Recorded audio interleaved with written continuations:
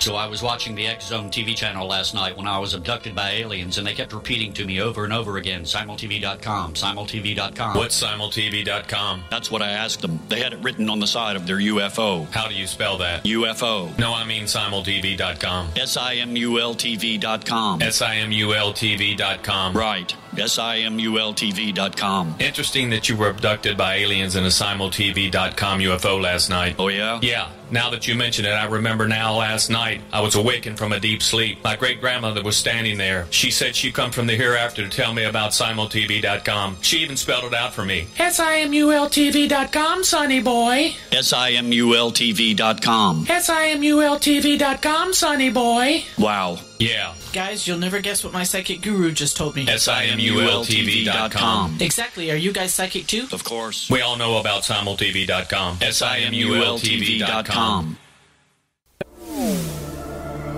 The X Zone Radio Show with Rob McConnell is largely an opinion talk show.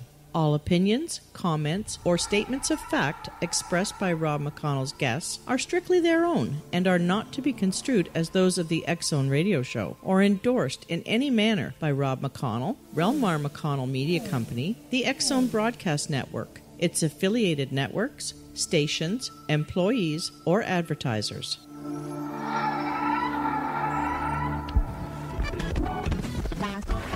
All Hit Radio.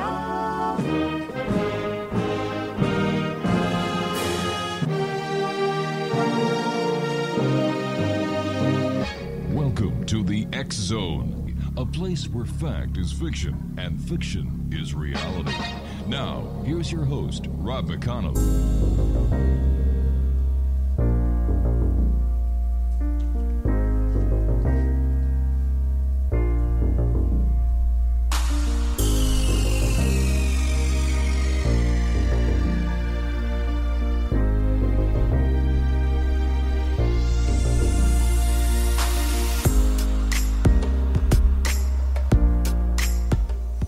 And welcome back, everyone. This is the X Zone. I am Rob McConnell. We're coming to you from our broadcast center and studios in Hamilton, Ontario, Canada.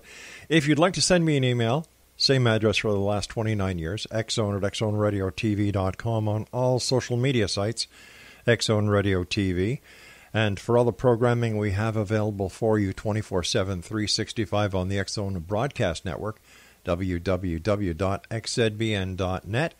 And for the programming we have on the X Zone TV channel, that's channel 21 on Simul TV, www.simultv.com. First of all, I want to thank everybody for once again sending me all their different recipes for my cold. And as usual, 99.9% of them all include alcohol, so thank you very much for that, guys. Appreciate it. And I'm feeling a little better today, thanks to Dr. Jack Daniels and his crew of disciplinarians and the members of the X Zone Nation.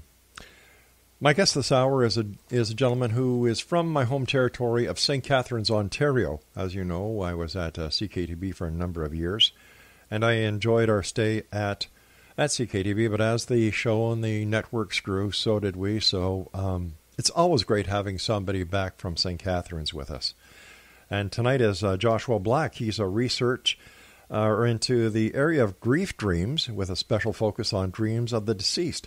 He is currently in his final PhD at Brock University, continuing to investigate grief dreams, and will be graduating this year. Joshua has published scientific literature in the area and is considered to be one of the leading researchers in the field. To raise awareness on the topic, Joshua wrote the children's book, Dreaming of Owl, that can be found on Amazon. Additionally, he has started a website, griefdreams.ca, Instagram and Twitter accounts at Grief Dreams, Grief Dreams Facebook group, and the Grief Dreams podcast. His website is griefdreams.ca. And Joshua, welcome to the X Zone. Thank you for having me. So tell me, what got you interested in grief dreams? Well, there's a long story and a short story, but what happened really was my father died, and when that happened, my world turned upside down, and I was, for about 3 months there, I was just so depressed. I was in like a really dark state. Then I had this dream, and I had this dream of him where I was able to say goodbye and to tell him that I loved him. And that was something that he died so suddenly and never got a chance to do. So when I woke up, the crazy thing was I felt completely different.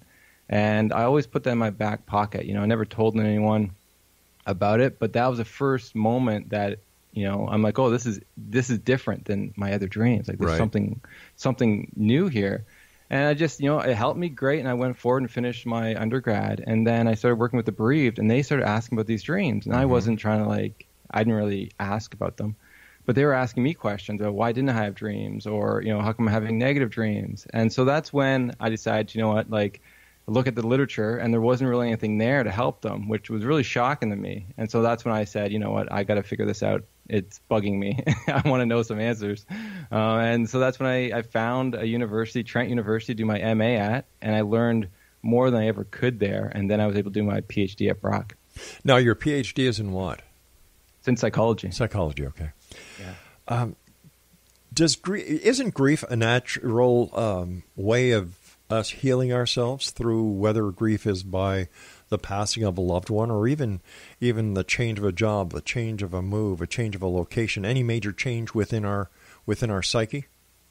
Yeah, any kind of deep sorrow, right? That's what grief is. And a lot of people, when they think of grief, they think of death. Dying or death, right? So actually, a more proper term for these dreams is probably bereavement dreams.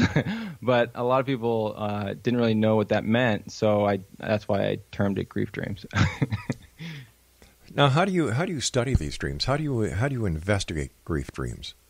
Well, for my MA at Trent, I looked at what were the common themes people were having, if they even existed, right? Right. And if they were. And then the other thing I did was, did they change over time? I looked at that. And then for my PhD, looking at, what factors predict dreaming of a deceased loved one. And then also, are these, common? And then the other thing is, why are they happening? Yeah. So, what's going on here? And there's a couple different theories I looked at, and they all sort of, have face value to the data, what's going on. So I collect them actually online. It's probably one of the best inventions that the internet has saved grad students, is that you can collect data now online. And I've got so many. For my PhD, I've done 4 studies, and all the samples were above 200 people, which is really amazing. And so within there are questionnaires, and then I ask about the dreams they've had. And and that's basically how it is. And we then do the analysis afterwards. What is the physiology of a dream? How does a dream work? What do you mean? Well, why do people dream? How do they dream? What's the science behind dreaming? We don't really know. We don't really understand it all. And that's the interesting thing on sleep. We still understand why we sleep, right? We have theories, but we don't really have concrete evidence to basically support one theory over all others. So what is the leading theory in how dreams work? Well, one of the main theories is the continuity hypothesis. So this is saying how we dream, basically the dreams we have reflect our waking life in some way. And so this could be the things and tasks that we do during the day, or it could be the emotions we feel. It could be the problems that we're wanting solved, that we can't find the answer to, and it can show up in our dreams. Answers can come that way. And a bunch of wish fulfillment things too, right? So if you're really desiring something, sometimes it can come into your dream. So the continuity hypothesis, it's a very broad thing, but a lot of research supports that. So if you're, let's say, really happy before bed, you're more likely to have more positive dreams. But if you're depressed or sad, you'll more likely have negative dreams. And so in general, people will have more negative dreams. So if you just look at a general sample, most people will have a negative dream tonight. And that's more or less because they're just worrying before bed, right? They're stressed out. Life is tough. And it's very hard to have those moments of joy and that, stay with us. And then after trauma, when they look at these dreams, they become even more negative. So this is the interesting thing about dreams, right? So you can really tell a lot about where someone is in their mental state by looking at these dreams to give you sort of a window into what they're dealing with. Does everyone dream? Yeah. So far, no one's ever found someone that doesn't dream. The issue is about remembering dreams. So we're all producing dreams, but we're not all remembering those dreams. And that's the mystery too. And there's a ton of theories on that and why that is. But, like, that's still sort of one of those things that, 10% of the population doesn't remember their dreams at all, even though they are dreaming. And we know this because when we put them in a research lab, and when we wake them up in REM sleep, they'll report something. They'll report a dream. And so this is the interesting thing. It's like, why aren't they remembering? And even those people who are remembering dreams, the interesting thing is, too, that you can fluctuate your dream recall, which is wild. So, like, the more you value your dreams, the more you're actually going to remember those dreams as you move forward. And our culture is kind of bad at, promoting the dreams itself and the usefulness of really understanding them in our culture. Why are some dreams in black and white and others in color? Who knows? I don't know. That's not, I didn't study that. But I'm guessing, there's probably something to do with something to do with going on there. I'm not really sure. I can't answer that one. All right. So as a dream specialist, you just focus on grief dreams. Yeah, because this is the big thing is that there wasn't a lot of research in the area when it comes to, especially dreams of the deceased. So there's when it comes to grief dreams, there's a lot of different types of grief dreams. There's sort of the type that's more symbolic, so the deceased or the isn't mentioned in the dream at all. Then there's this other type of dream where they are mentioned by friends or maybe by an angel or by God, or there's like a building that resembles them in some way. Right. Then there's this third one where it's dreams of them. They're actually present in the imagery in some way, and that's what I really focus on because that's what people were asking questions about. And the sad thing is, like, you got to understand, like, no one is being trained on this in thanatology or any kind of bereavement counseling. So what's going on is that when people are being asked these questions, no one knows answers. So they tend to give bad advice if they do talk. And if they don't, they tend to push it away and they don't want to actually investigate it. They don't want to ask the questions about these dreams, even though they can be very informative, but there just wasn't any research. So that's why I focused 7 years of post-secondary school, from an MA and PhD on this topic, just so we can actually start talking about it. When I first started talking about this thing, no one really, you didn't get a lot of like, oh my God, this is amazing. Like, I can't believe you're doing this. Like, all right, Joshua, stand by. We've got to take our first break. Exo Nation, Joshua Black is our special guest. www.griefdreams.ca. And we'll be back on the other side of this commercial break as we continue here in the X Zone from our broadcast center and studios in Hamilton, Ontario, Canada.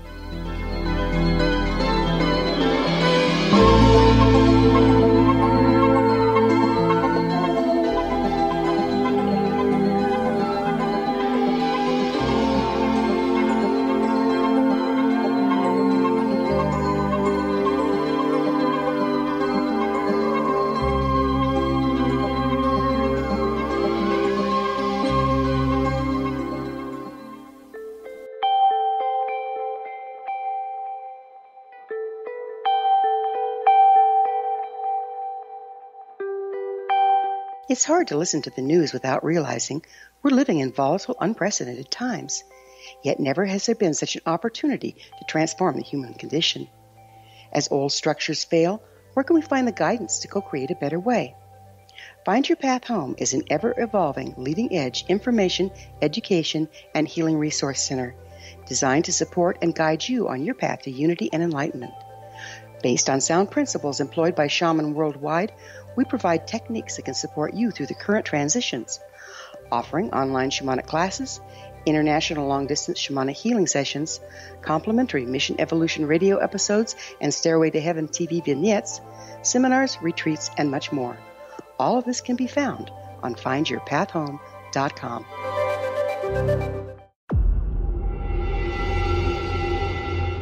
Whether you're a skeptic or a believer, join me, Rob McConnell, as together we'll investigate the world of the paranormal and the science of parapsychology here on the X Zone Radio TV show on XZBN and the X Zone TV channel on Simul TV. Since 1990, the X Zone Radio TV show has been the place where people dare to believe and dare to be heard. Together, we'll investigate UFOs, aliens, ghosts, Bigfoot, psychic phenomenon, lake monsters, conspiracy theories, government cover-ups, the truth embargo, alien abductions, ESP, haunted locations from around the world, and so much more. With over 28 years of broadcasting and more than 4,500 individual guests, the X Zone is truly a place where fact is fiction and fiction is reality, as evidenced by the credibility, integrity, and professionalism of the guests that we bring to our international audience. If you have seen a UFO, had a close encounter, seen a ghost, Bigfoot, lake monster, or a story that you would like to share or have investigated, contact me, Rob McConnell, by sending me your email to xzone@xzoneradiotv.com, or you can call toll-free 1-800-610-7035, extension 143, and on Skype, X-Zone Radio TV. For more information on the X-Zone Radio TV show with yours truly, Rob McConnell, visit www.xzoneradiotv.com or www.xzonetvchannel.com or simultv.com and xzbn.net. Until next we meet here in the X-Zone from our broadcast center and studios in Hamilton, Ontario, Canada, always remember, X-Zone Nation, keep your eyes to the sky and your heart in the light.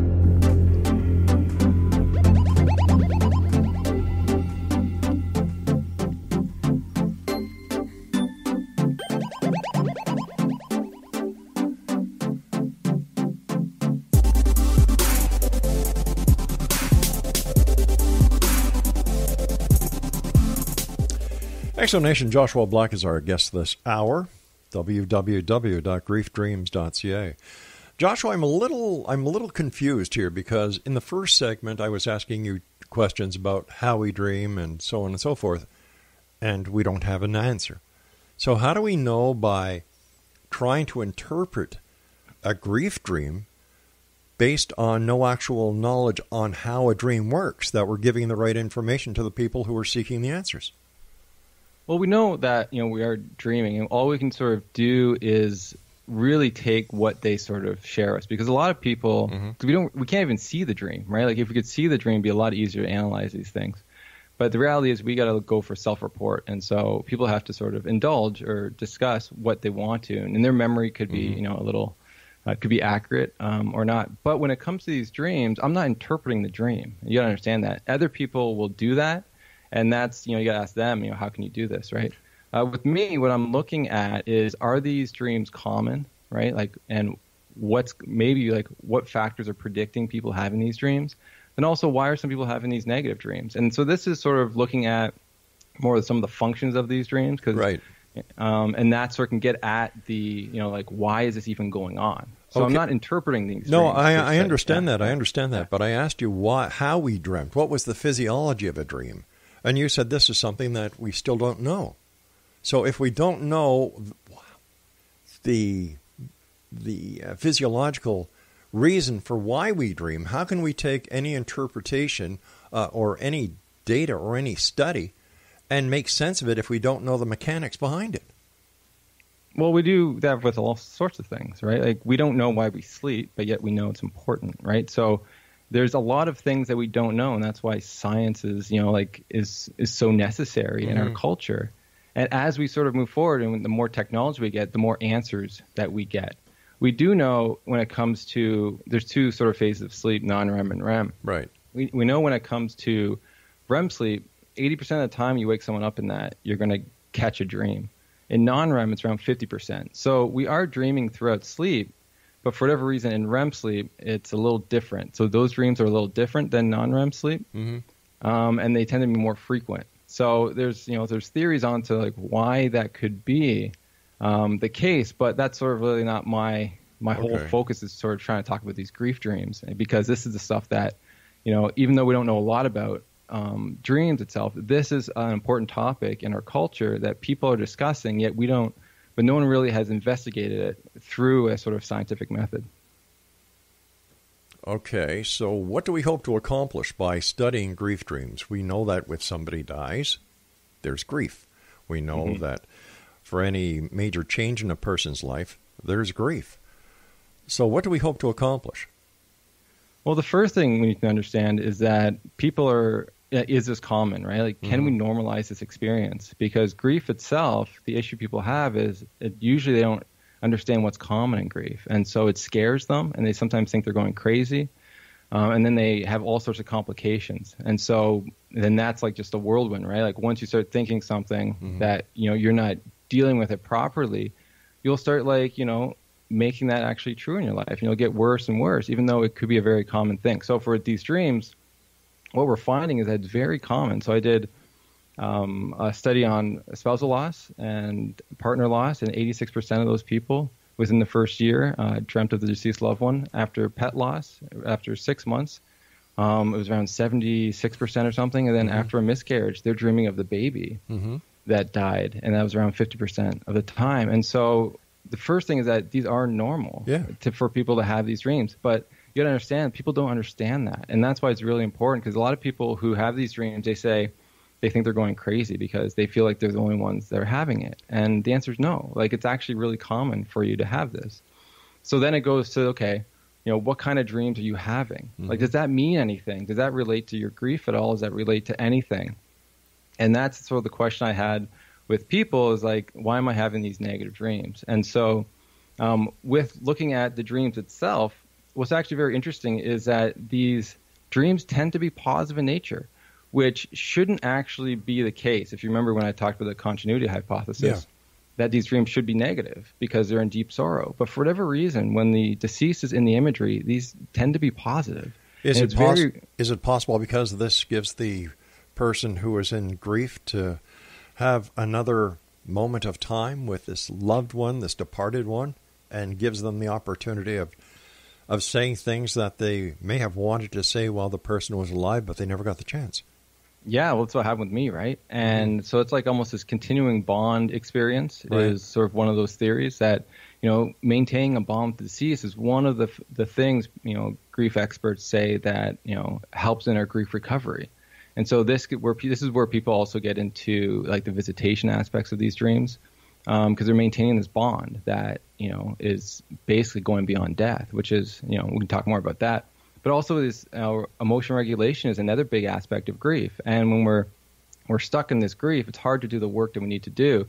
And these dreams, if they give you these positive moments, when you wake up, you're elated, right? You have that sort of the increase in happiness, which can help you work on your grief a little bit better. But is that a false reality?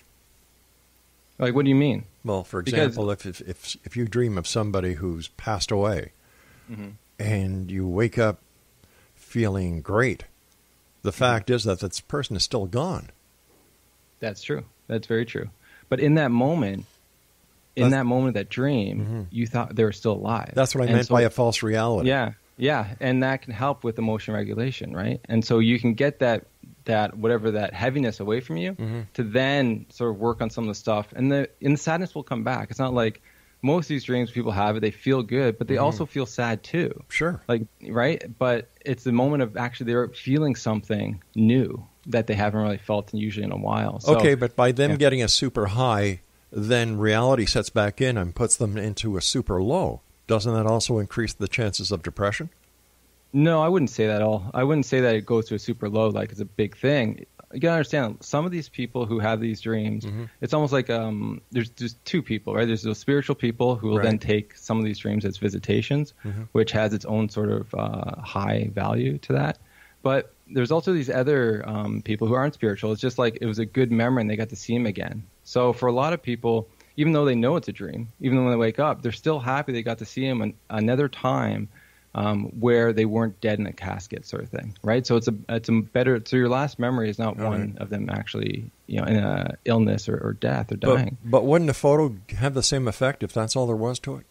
No, not at all. Like if you must dream, right? Sure, I do. Yeah. Yeah, and so in those dreams, there's a sense of reality, and a lot of these people talk about these dreams being more vivid than vivid and more real than real. So in that thing, it's so different from a picture, because a picture, it's almost like imagination, but in the dream, because you believe it's real, there's something else going on there. And I still am amazed with, what else is going on here, because I believe it's not just the dream. I believe there's something else going on within the mind that's actually helping us, because what people say, and they spiritual or not, they have these dreams. There's a sense of love and peace that it's not even like a memory. Like there's a love and peace that they haven't seen before, and they haven't seen them that healthy before.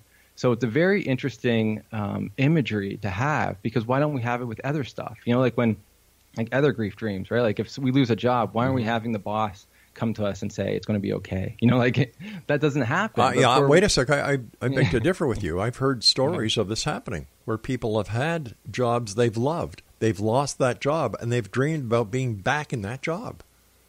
No, I'm talking about like the boss saying like you get fired, right? Yeah. No, I know people who have had that dream who've gone back to work and everything's great with the boss again. The boss brought them back. No, I'm talking about when it actually, I know you're talking about more of like it's a memory kind of thing. I'm talking about like for these grief dreams, the impact is the deceased comes back and basically comforts them to say it's going to be okay. Right, like so, it's acknowledging what's going on in the present. Right.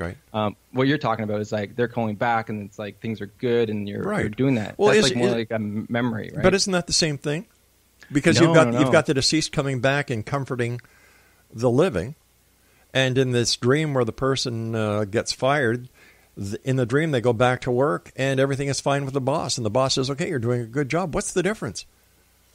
Well, it's how it's being said, right? Like if you're like, I understand, like with the deceased, they're talking about the present moment and the person's suffering. So they're talking about their grief for the most part, right? There's other dreams that they're not.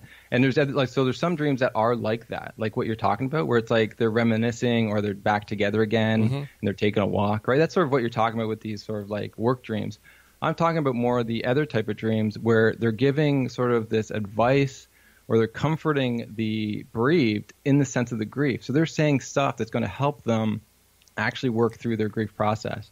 So I don't know if you've seen work dreams of the boss basically comforting them and basically helping the person find a new job or feel comfortable finding a new job. That's what I'm talking about. That's the difference in the sense of how they're different, right? Is it possible that this is a self-help or a self-healing mechanism that our body has, and it has really nothing to do with the departed, only the memory recall that is being manipulated by the mind in order to comfort the person who's having the dream?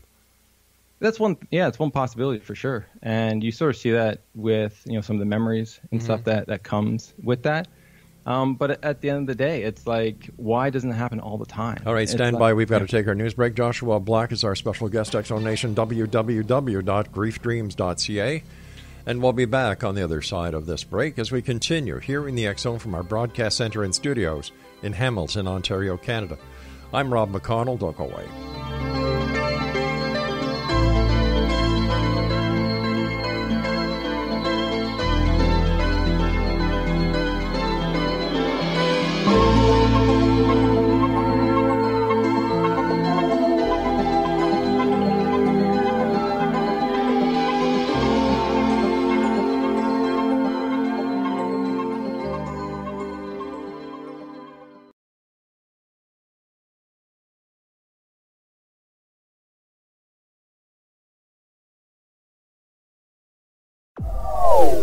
They are here, and they've been here for thousands of years, making their presence known in the shadows. They might be seen by a lonely motorist on a deserted road late at night, or by a frightened and confused husband in the bedroom he is sharing with his wife. But who are they? What do they want? Why are they here? Perhaps most concerning, has the government been aware of their presence all along? The new book by Eli Marzulli, UFO Disclosure, the 70-year cover-up exposed, delves into the world of UFOs. Can full disclosure be soon? Order now and receive a free hour and 37-minute DVD on the UFO phenomenon. UFOs are real. Get both the book and the DVD, a $40 value, for only $19.99. To order your book and DVD today, go to lamarzulli.net. That's LAMARZULLI.net.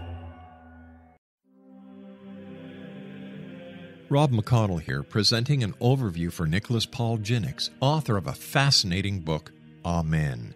It presents facts revealed by Egyptologists, facts that enable us to understand why Amen is the beginning of creation of God. It provides recommendations for religious leaders of the major religions to unify their beliefs and teach the Word of God. Love one another. Amen informs people how mankind conceived God.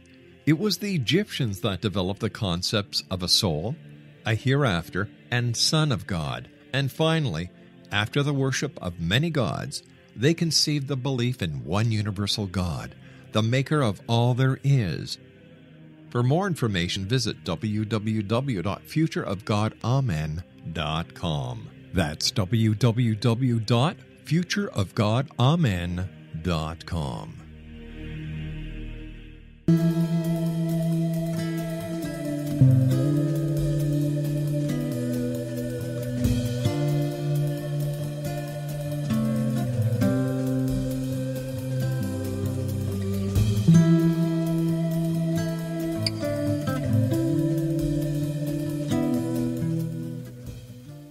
Exonation Joshua Black is my guest this hour. His website is griefdreams.ca. So, Joshua, do you think that there's more to the dream, that there's an actual connection between the living and the dead? You know, like that's one of the questions I get all the time, and it's so hard to say. I can't, you know, like as a academic, I can't test that, right? Like, it's not something I would need to know. Like, I'd be able to talk to the deceased, but if I did that, we wouldn't need dreams, right?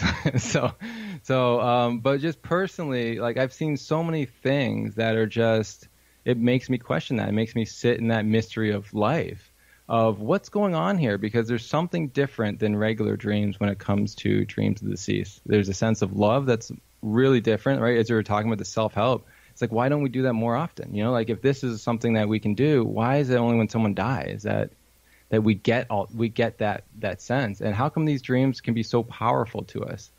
Like I've had, you know, people who are just like down in the dumps, sort of like me, right? Or people who, you know, wanted to die by suicide.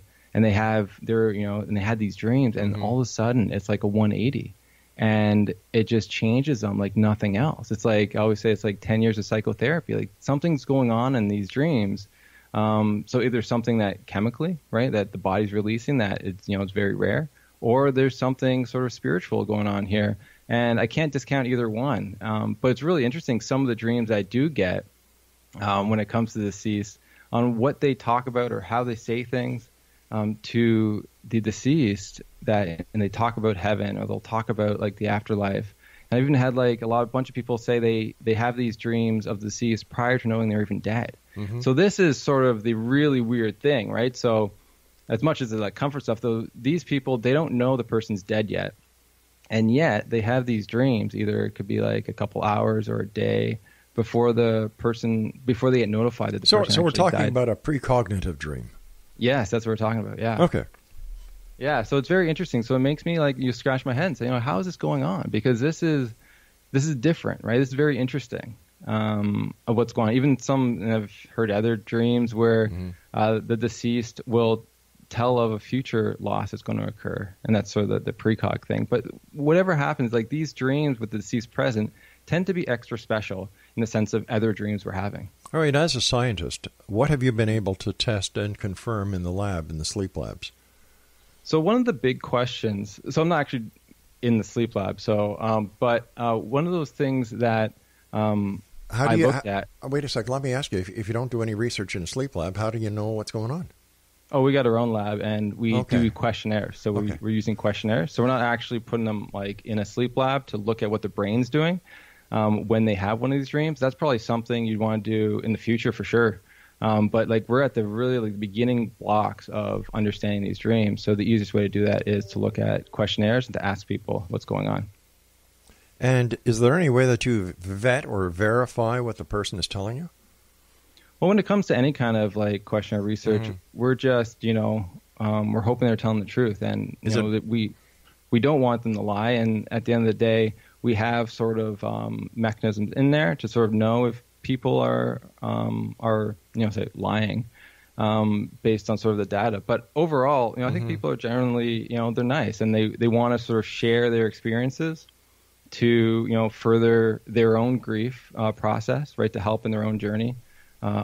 Because, you know, helping others through this research helps them in the sense of coping and finding meaning after their loss. So the one study the one topic we looked at that the bereaved want to know was, why are some people having these dreams and other people aren't? And so the issue with that was a lot of people who were spiritual that didn't have these dreams were actually complicating their grief in different ways. So they would say that I'm not having a dream, and that's because my loved one, they didn't make it to heaven, like they made it to hell, and so they're stuck there and they can't contact me. Other people are saying maybe they're in purgatory, or maybe they just forgot about me. Maybe there's just like other things going on. They can't see me. And then like another common one where people are saying that they're angry at me because I had to maybe sell the home or something. So they complicate their grief because they haven't had these like confirmation dreams. Sounds like these are very self-centered people. I don't know if they're self-centered, but it's just, this is grief, right? Like when we love someone, especially if we're spiritual, we want to know that they're safe, right? And I remember my mom always, even to this day, if I go somewhere, she's like, call me when you get there, or you send me a text, right? And I think that's the same thing. It's just we care a lot about these people, and we want to know that they're okay. But if you're spiritual, your faith should be able to carry you through. That's the hope. But we're human, and no one has like that 100% faith. But that's the goal, right? And so we work with people where they're at. What are the common threads between people who get to this point in grief where they need these dreams, where they need the visitation, where they need the contact? Well, I think it's usually right in the beginning. They want that, right? And it's because you're in such deep sorrow. And it's such a, grief's such a hell of a thing. And people who like go through it, it's like, what do? You want to just be with them again. You want everything to be back to the way it used to be, but it's not. So there's so many changes that's going on inside you. And you really, you need help, and you're wanting help. And you're basically, usually the person who's died has helped you cope in other losses and other things that have been going on in your life. Now they're gone. This is why... I was just going to ask you, is it because instead of celebrating the person's life, we grieve at their life, that we grieve at the loss instead of celebrating the accomplishments and what the person has done in their life? Well, I think, like our culture's trying to go that way, but I don't know if that's even, because it's really based upon, like, why do we grieve is I think based on attachments. It's based on our love that we have for people and how they make us feel.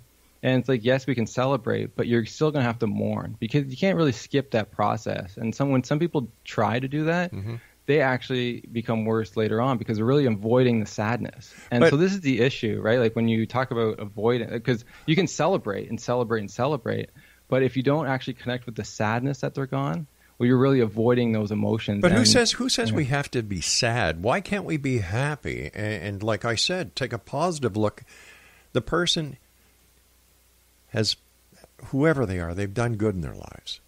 So instead of, mourning the loss, and like the Irish, they have a great way. They don't mourn, they celebrate.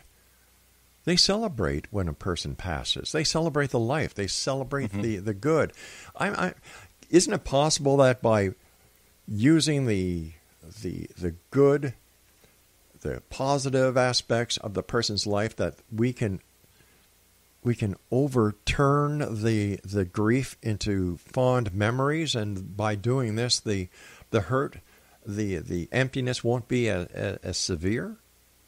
Yeah, I would think so. Yeah, it won't be as severe, but it's still there, and this is the whole point of all of it, right? Like I'm not saying it's not there, but I'm saying it's like you still got to connect with that. And if we avoid even the sadness, that can cause a little trouble for us in the end, because avoidance is such a negative quality when it comes to living life and coping and thriving in life. So yeah, celebration I think is great. And I think, they've done a lot, like our loved ones, our pets, they've done so much to us as a whole to get us to where we are.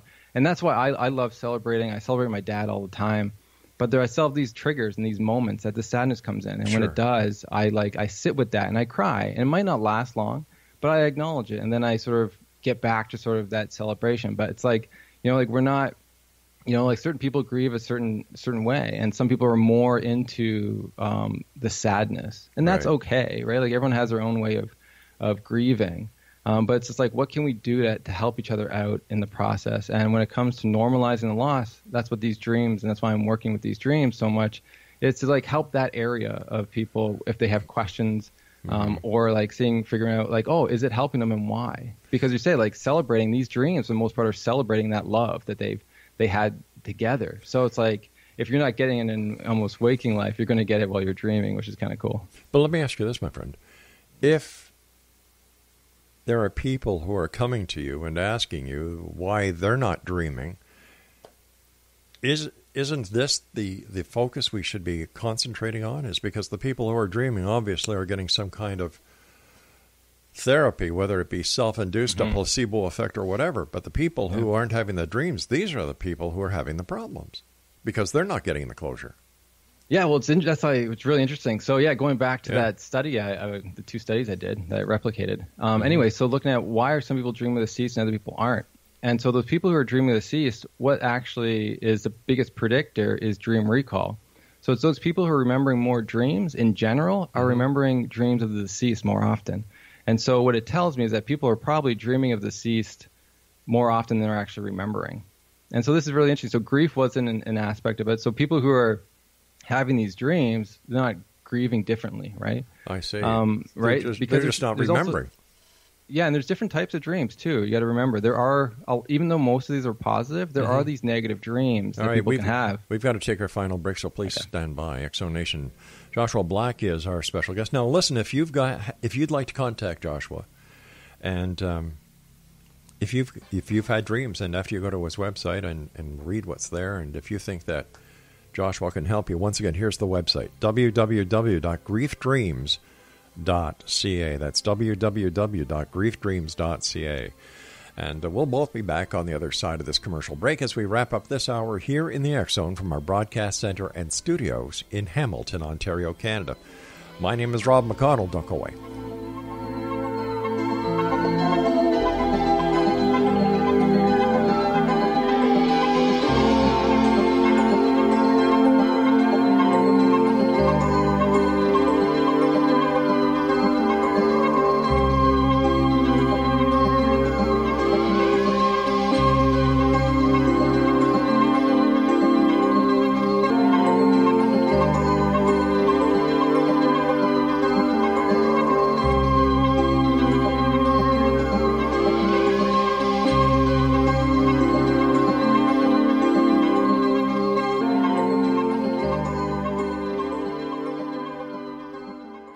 Heard of the X Zone? Now watch it on Simul TV, plus 500 video games, live TV channels, free video on demand, worldwide, and more. Does this sound like tomorrow's television? Well, it is, but you can have it today, right now. It is Simul TV. Simul TV offers what the others only wish they could provide. 15 exclusive channels like X Zone, Sci-Fi, and Horror. We are worldwide. No other provider offers that. 500 built-in video games. No need to have an extra expensive system. We have them included. Free video on demand. Live streaming events from around the world. Interactive online network, and much more. Tomorrow's TV today. Simul TV. Sound too good to be true? Well, it's not. You can have Simul TV today. Sign up at simultv.com. Do it today.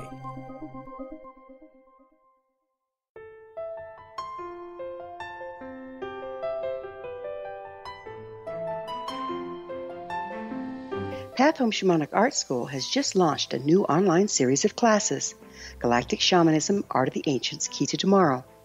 In these classes, composed and taught by Path Home founder and director Gwilda Wiyaka, you'll learn practical shamanic skills to support your daily life, such as how to build a medicine wheel to access the power of the earth, perform a shamanic journey, create sacred space in which to live and work, empower your life with totem animals, elementals, and fairy folk, and learn the art of accurately reading signs and omens.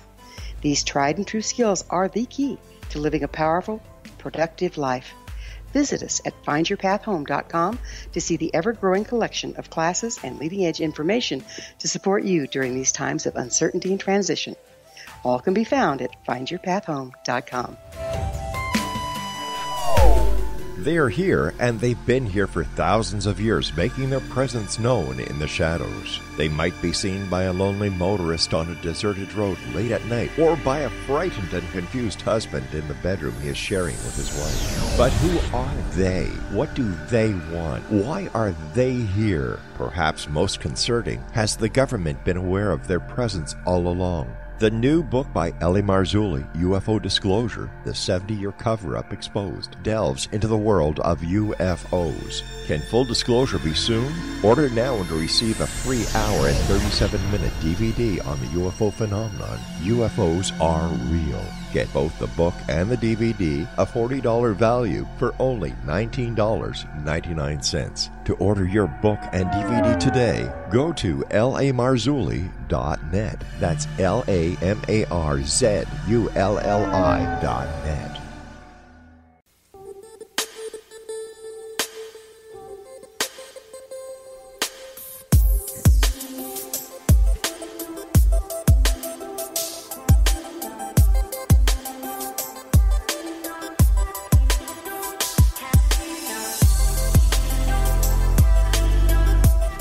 Exonation, Joshua Black is our guest, www.griefdreams.ca. Joshua, before we went to the final break, we were just going to start talking about the different types of dreams. And you were saying that not all of these dreams are nice dreams. No, and that's the mystery too. It's like, what's going on? Like, why are some people having these very beautiful dreams that are comforting them for the most part, and other people are having these nightmares of the deceased in different ways? And so some of the negative dreams people can have is so like you see the person dead, dying, or ill again. So it could be like they were in waking life, or it could be an exaggerated form, which is really sad to see. Like it breaks my heart when I have to read these things. And another one is the deceased is actually is causing discomfort in some way. So it could be they're chasing the person, they're trying to kill them, they're arguing with them. And so, like, why is that going on? And so when doing my research, I did a bunch of studies looking at this stuff. And so one of the main findings was these negative dreams, what's causing them, or one of the things that's associated with them, is trauma symptomatology. So people who are experiencing, trauma from the event, it seems like they're the ones who are having these types of dreams. And people who are also having issues with guilt or blame in regards to the grief. And so they're also related to having these negative dreams. So it's very interesting. So, when it comes to sort of therapy and those people who are having these dreams, some people, and this is the important part too, some people will take these negative dreams as visitations too. And this is the something that's come up a lot. And I've really tried to correct that and say it's probably has something to do with your grief, because knowing what I know about dream research. And so it always comes down to, something that's either trauma or it's something to do with the guilt or blame that they're holding on. That's causing this thing to occur. And I remember this one dream that a woman shared where her ex-husband who died, or her husband that died, was basically wanting all the money that she inherited, like really like attacking her for that and attacking her new boyfriend. And what she sort of said was, it sticks with me. Like, I don't know why he keeps doing this, And I said, is this person, is that what he normally was in waking life? She's like, no, it's like, he was always kind and comforting. But she's like, the thing that, really stays with me is this money, because I feel like I don't deserve the money. He had to work so hard and I'm the one that gets to spend it. And I was like, oh, that makes sense. So your uncomfortableness with this money, and realizing that he had to die for it is causing you so much distress that you haven't processed that yet. So it's coming into your dreams. And so my theory, or my understanding of how these dreams would go, is once you work on those issues, you're probably going to have more comforting dreams as you move forward in your loss. So what do you do with these people? How do you help them? Really is providing them guidance of understanding how these dreams connect to their waking life. And so no one teaches dreams in schools, right? So a lot of people are left to their own devices, and what they do is they go on the internet, and they Google something. Right. They go to a dream dictionary. And those aren't good at all. I don't recommend them at all, because everyone's life is differently and everyone's issues are different. And just by looking at the imagery and asking questions about, what's going on, you could connect it pretty straightforward to the person's life. They just need that help sometimes. And so I do that with people just for the hell of it, because I see it in my own life, and so I can help them too. And you could tell, like, it just takes a couple minutes, and then people are like, "Oh wow, I never thought of that," and they feel better, and then they get back on to their grief journey rather than trying to complicate it or worrying about something that maybe they don't really need to worry about, or to focus on something in therapy if they're in therapy, right? To then focus on that one issue because the mind's saying we need to look at this. So do a lot of therapists today use Jungian He was a dream analysis expert, wasn't he? Yeah, Jungian analysis. Yeah. That's one form of dream interpretation, and not everyone uses that. Most therapists don't use any kind of dream interpretation, but that's like its own school, just like Freudian has its own school. And so what I'm trying to get people to, like people who work with the bereaved, usually don't know anything about, or they've never been trained with dreams at all, and they really don't really have a want to. And so my whole goal is that, through this research, hopefully they'll know some information and be able to talk to their clients with these dreams and be able to help process them. Because if the deceased is in the dream, especially early in the loss, we could probably say it has something to do with their grief, right? Like, so it's not too far-fetched. So It's not like we're like pulling strings and trying to get stuff to connect. It's like, no, it's all here. So let's try to figure out how this works with your loss. And now that we know a little bit about negative dreams, that's going to be a little bit easier for them to sort of process with their clients. So I'm just trying to get it normalized and for people to start talking about it, because it's so weird that there's not a lot of information, but in pulp culture, they're everywhere. So in The Big Bang Theory, Sheldon has 4 specific different dreams in different episodes of Dr. Proton. It was in Beauty and the Beast. It was the Ant-Man. It was in so many different Braveheart, right? Like, so there's so many things in pulp culture that promote what's going on, right? But there's also leprechauns and fairies and all these other strange things that really don't exist in pulp culture. So we really can't use exist, right? And we really can't use pulp culture as a point of reference. Oh yeah, we can, because people watch that, and if they watch that, they may want to have their own. Like, why am I not having a dream, or why? How come they're having that kind of dream? So it does. They're promoting it in the sense that it's occurring, but yet the research is way behind. So right? where do we draw the line between fact and fiction, or reality and fantasy? Well, I don't know. But when it comes to these dreams, you got to understand, like, people are saying that they exist. That's what pulp culture is saying. It's like, these exist. And my research is showing they do exist, and they're very common. All right, dreams, dreams do exist, but that doesn't mean everything in a dream is real. No, but the dream of the deceased, it's very specific to the deceased when these dreams happen. And it's a showcase of that, right? And what my research is showing is that they are common. And that's really exciting. That's new. So before that, it wasn't really the case, so people were seeing this stuff and they probably would want it, right? So there was a study that was done, and that 50% of people that never had a dream stated that they wanted one. That's a lot of people, if they've never had a dream, wanting one. And so you guys just see, like, even, what was the latest one? Paul McCartney actually just shared, I think a couple months ago, that Let It Be, that song, was based on a grief dream he had of his mom. And so, like, people are voicing these dreams. And so now it's good to have some information that we can actually share with the bereaved when they have questions on the topic. So that's the whole point of it. It's like, these dreams exist, and now we have some answers to go along with that they exist. Tell me about Dreaming of Owl. It's a book I wrote with my friend Deb Stapleford. So the other thing that I realized, and really fast, was children had these dreams also. And because children don't fully understand death and dying, so these dreams can really confuse them. And so I really wanted to write a book to help children understand that these dreams exist, and to help parents also understand how to talk about these dreams with children. And so it's a cute little story where there's basically an owl died, and Chipmunk and Bunny are in the forest, and they're telling all the other animals, and they tell these 2 foxes, and one fox has a dream and the other fox doesn't. And so it's his journey onto basically realizing he doesn't need a dream to love Owl and grieve properly. So it's a loving story. It's not that sad. All right, so you were telling me before we went on air that you've got 3 weeks left. What do you do after 3 weeks? After you get your degree and you're a doctor, where do you take this? Where do you go from here? Who knows, right?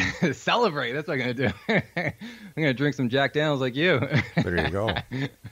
Well, that's the beauty of this. I don't know, right? Like, so I'll probably do a bunch of talks in workshops. I've been doing that throughout this 4 years here. So I'll probably do that, try to do like a cross-Canada tour to really like get the information out there for people to be able to use in their practice and stuff, and for the bereaved to feel comforted and answer their questions. But beyond that, I don't know. Like, I really started this to find some answers for the bereaved, and I've done that. And so it's like, I feel it's very, like, I feel accomplished in that area, and we'll see what doors open as we move forward. But you said, as of right now, it's just really taking it all in and celebrating how long it's been and what I was able to accomplish in memory of my father. So would you say that this was a healing process for you as well? Oh yeah, like I don't know where to be actually, without doing this. Like I get to bring my dad everywhere I go with me, and I get to talk about him in my talks, and I get to help people in their time of distress. And like, man, like what more can you want with that? And to be able to even do the podcast, we started the podcast, Grief Dreams podcast, and to hear people, they come on, they leave like refreshed, and you hear these stories and how that even benefited them. So I love being a part of people's lives and seeing the change that you can bring just by being yourself and holding compassion and space for them. But is there a difference between holding compassion, giving them faith, and actually giving them facts? Or is it the placebo effect? Well, we'll do a whole show on the placebo effect. But for the most part, it's holding space, allowing people to share what they need to share, and to talk about a subject that hasn't been talked about in their lives. For most part, most people never talk about these dreams that they've had because they're afraid people are going to judge them. They're going to say it's, you're not over your loss, that's why you're having it, or they want to say it's a visitation and they're not spiritual. So it's just like on the platform, it's just like whatever you want to believe, that's cool, and I'll talk about it with you in whatever way I can and help you out if you need it. Sometimes all people need is like, thanks for sharing. They just need that validation that someone cares. All right, Josh, I want to thank you so much for joining us. And Exo Nation, if you'd like to contact Josh Black, www.griefdreams.ca. Obviously, he's never listened to the show before because we've talked about this many, many times. We've had Craig Webb on from the Dream Institute in Montreal. We've had other doctors who have come on to talk about this. So I think he's a little behind the times. But that's just my opinion. I'll be back on the other side of this commercial break with the news as we continue here in the X-Zone from our broadcast center and studios in Hamilton, Ontario, Canada. If you'd like to send me an email, xzone at xzoneradiotv.com, on all social media sites, X-Zone Radio TV. And to find out what's going on the X-Zone Broadcast Network, xzbn.net. And on Simul TV, Channel 21, that's the X-Zone TV channel, www.simultv.com. I'll be back on the other side of this news break. Don't go away.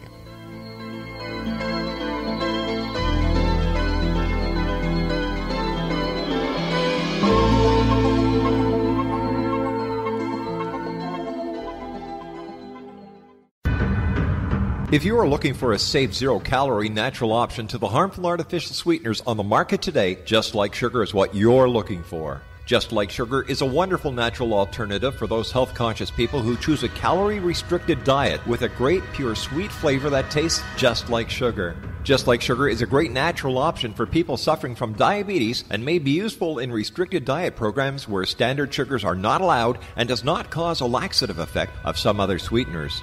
Just Like Sugar comprises a perfect blend of chicory root fiber, natural calcium, natural vitamin C, and Just Like Sugar's sweetness comes from the natural flavors from the peel of the orange.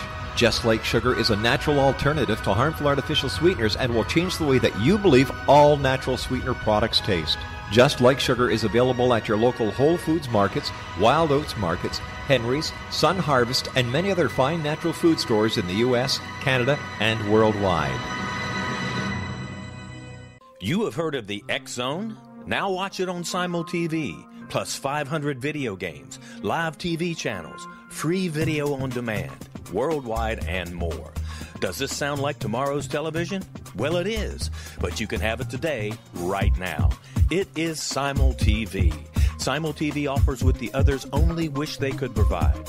15 exclusive channels like X-Zone, Sci-Fi, and Horror. We are worldwide. No other provider offers that. 500 built-in video games. No need to have an extra expensive system. We have them included. Free video on demand. Live streaming events from around the world. Interactive online network, and much more. Tomorrow's TV today. Simul TV. Sound too good to be true? Well, it's not. You can have Simul TV today. Sign up at simultv.com. Do it today.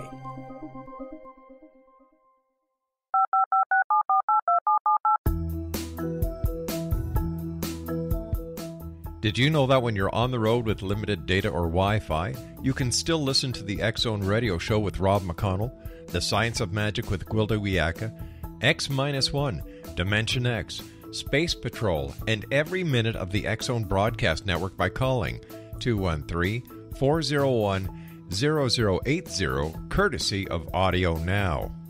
No smartphone, app, or internet needed. It saves your data plan, and it's free if you have unlimited minutes. Call 213-401-0080 to listen on any phone, anytime, anywhere. Remember 213-401-0080 for the best of the paranormal, parapsychology, and sci-fi radio programming anywhere, 24/7, 365.